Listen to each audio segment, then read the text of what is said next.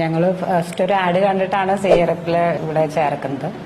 ചേർത്തപ്പം ഇവൾക്ക് നോർമലി ഇപ്പോഴത്തെ ഒരു ജനറേഷൻ കുട്ടികൾ വീട്ടിലൊരു ഓവർ ഫ്രീഡും എല്ലാം കെട്ടി ഉള്ളൊരു ഇതിൽ നിന്ന് വരുമ്പോൾ മാത്രമല്ല നമുക്ക് വീട്ടിൽ മാത്രം കൺട്രോൾ പറ്റില്ല. അപ്പം ആ ഒരു ലെവലിൽ ഇവിടെ വന്നുകൊണ്ട് അവൾക്ക് നല്ലൊരു ബെനിഫിറ്റ് ഉണ്ടായെന്ന് വെച്ചാൽ ഇവിടെ ഇപ്പം വളരെ സ്ട്രക്ചേർഡാണ്.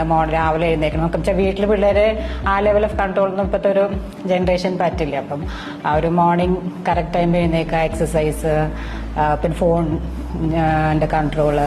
അപ്പം ആ ലെവലിലൊക്കെ ആ ഒരു പഠിത്തത്തിനുള്ളൊരു ഫോക്കസ് വീട്ടിൽ നിന്നുള്ളതിനേക്കാളും കൂടുതൽ എന്തായാലും CRF കിട്ടിയിട്ടുണ്ട്. പിന്നെ ഒരു മേജർ ബെനിഫിറ്റ് ഫീൽ ചെയ്തത് അവരുടെ ഒരു എക്സാം പ്രാക്ടീസ് ആണ്. കറക്റ്റ് എക്സാം പ്രാക്ടീസ് കഴിഞ്ഞ് കഴിഞ്ഞാൽ അവർ സൈറ്റിൽ അതിൻ്റെ മാർക്ക് ലിസ്റ്റ് അപ്ലോഡ് ചെയ്യുമായിരുന്നു. മാർക്ക് ലിസ്റ്റ് അപ്ലോഡ് ചെയ്യാൻ മാത്രമല്ല എക്സാം കഴിഞ്ഞ ഉടനെ കുട്ടികളായിട്ട് ഇരുന്ന് ഈച്ച് ആൻഡ് എവറി ക്വസ്റ്റ്യൻസ് അവർ ഡിസ്കസ് ചെയ്ത് ഏത് ക്വസ്റ്റ്യൻസിലാണ് ഇമ്പ്രൂവ്മെന്റ് വേണ്ടത് ആ ലെവലിൽ ഒരു ഡിസ്കഷൻ നടക്കുന്നുണ്ടായിരുന്നു.